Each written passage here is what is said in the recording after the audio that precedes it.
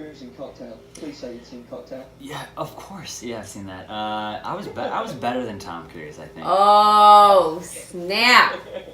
I couldn't flip bottles as well, but I think I was faster. I could make the bar more money by how much booze I could push out to all the patrons. No, I bet you were love for that. I guess it's all about making the money. Exactly. Right,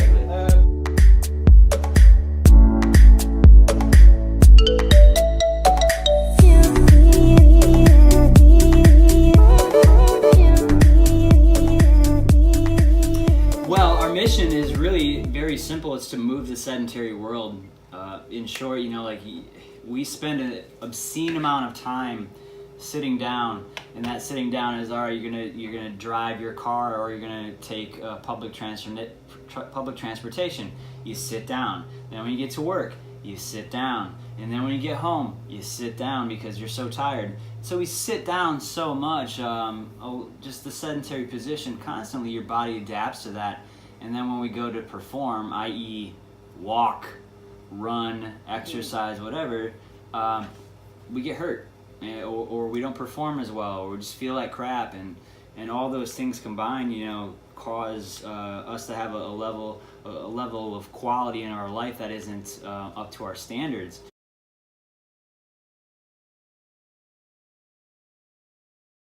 And we tend to seek out, some sort of therapy or a prescription, and it just goes down a rabbit hole of things that aren't good for our health, aren't good for our quality of life.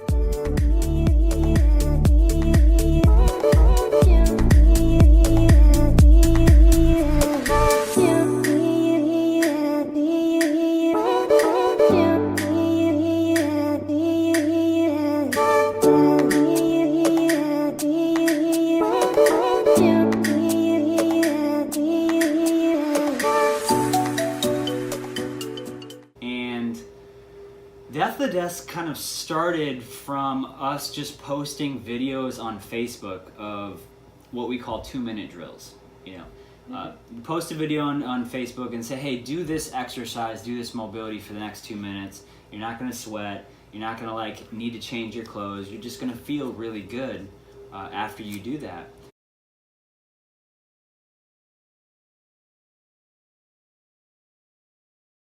There's a lot of wellness programs out there, but they're not doing what we're preaching, and that we're preaching the gospel of movement and how it's so impactful to just move your bodies in the way that they were designed to, or regain, the mobility patterns that we've lost. So we go in and we do, like you kind of mentioned, a little lunch and learn.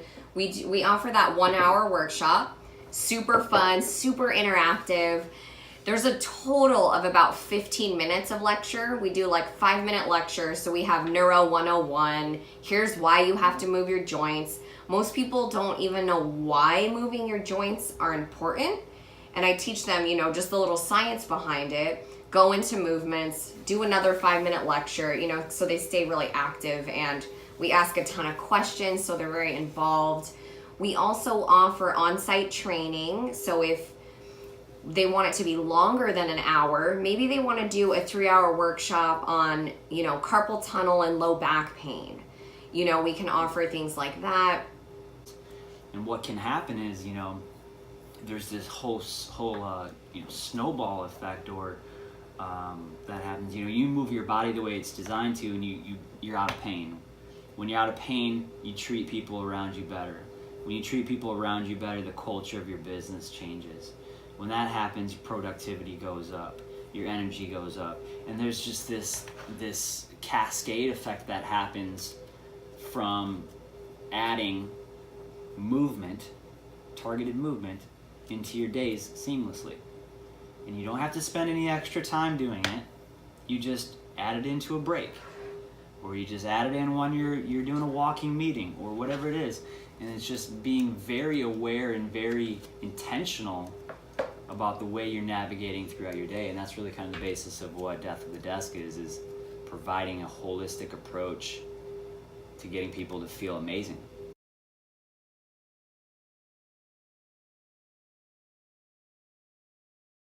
We say every 50 minutes, try to just do something. Just change your position.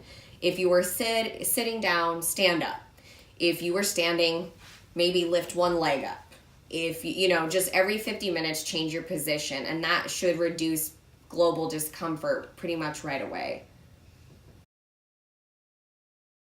There's kind of a few sides to that question that I want to kind of speak on, but posture is usually given the rap for causing pain, but then you have to also ask the question, there's a lot of people that are completely fine that have poor posture. They're not in pain. So we just know that when you when you help people have better positioning, better alignment, they have better signaling and tend to overall have a better set of performance, you know? So we want to look at, all right, can we help people get better posture and better position by helping them with their eyes, helping them with their ability to create lengthening in their spine, breathing. All these factors come into play. So we want to look at is what do they need right now? Are they in pain? How is that pain affecting their performance or overall quality of life? And it may be different for each person. It might be a postural thing for somebody, but it might be a stress-related breathing thing for somebody else that's in pain. So posture is extremely important, but posture may not be the cause of somebody's discomfort or pain.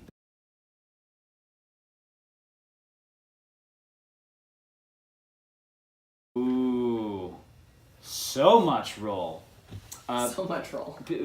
In general, So much roll, man. So much roll. So much roll.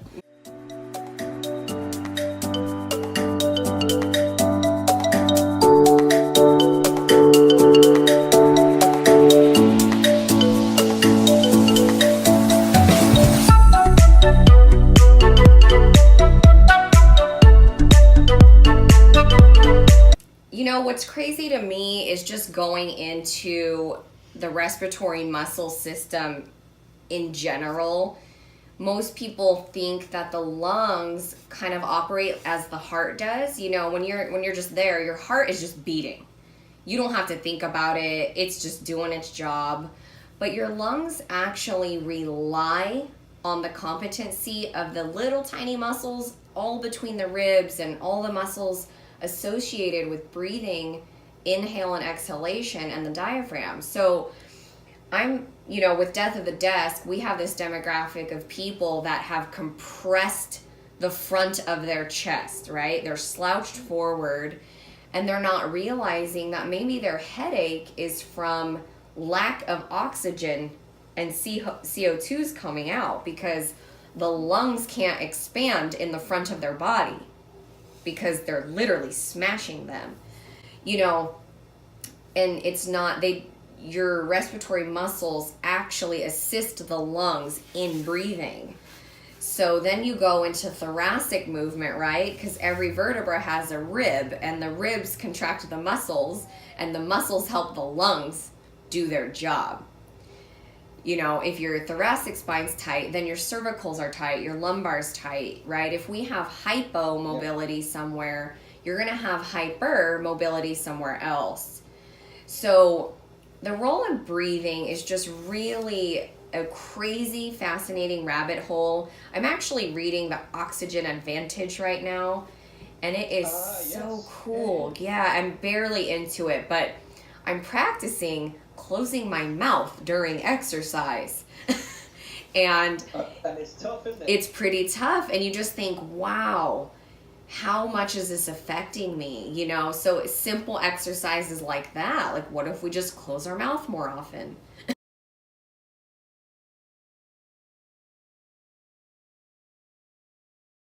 There's a couple of them actually. Well, I like this one.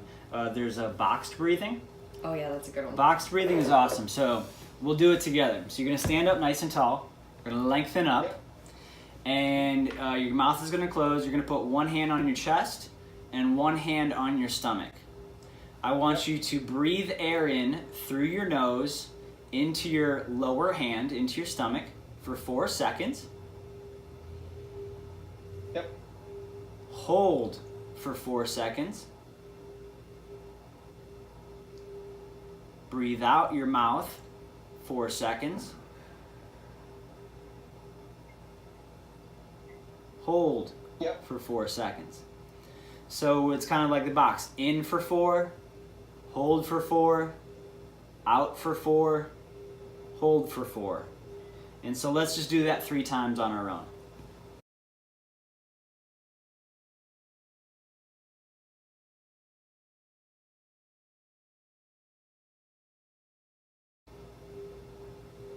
And relax.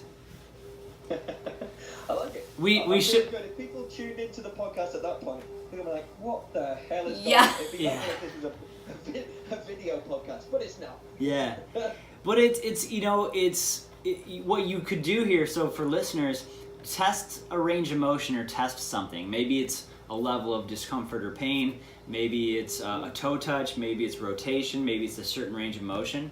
And then just do 3 to 5 reps of box breathing, and then reassess yourself and see what has changed. Do you find that it improves in people? Almost all the time.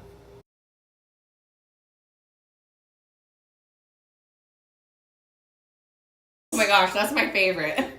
Well, here's another little trick. Let's do this. Okay. All right, I just want you to bring your elbows to 90 degrees and just relaxed hands. And I just want you to tap into how your hands feel. Okay. Yeah. Okay. Now, what I want you to do is take your right hand, and I want you to just lightly topically rub the top of your hand. So you're just going to rub it back and forth, and then you're going to rub the sides. You're going to rub your wrist. You're going to rub the bottom of your wrist. This is a light topical rub. And you're just going to rub all over on your hand. And you're just going to continue to do that all over. We're going to do this for about 20 more seconds or so. And while you're doing this, you can focus on breathing normally. Don't hold your breath, because I know you're holding your breath over there. I was starting to grit my teeth. Yeah. So thank you for that. Smile. Okay. And stop. And then close your eyes again. Bring your arms up to that 90 degrees. And how does your left hand feel compared to your right hand? It feels lovely and warm and tingly and alive. Awesome. You just stimulated mechanoreception.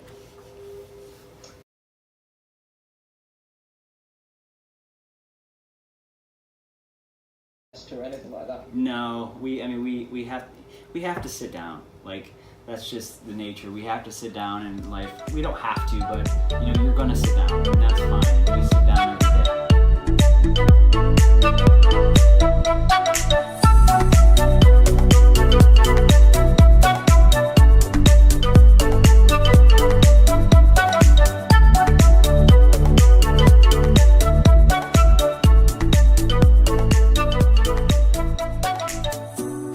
The bottom line is we're meant to move. Movement is life, really. And so if we stop moving, then I'm not gonna say you start dying, but your body needs to move. So well, I'm sure someone somewhere said movement is life. I'm sure that's a quote from someone. So yeah.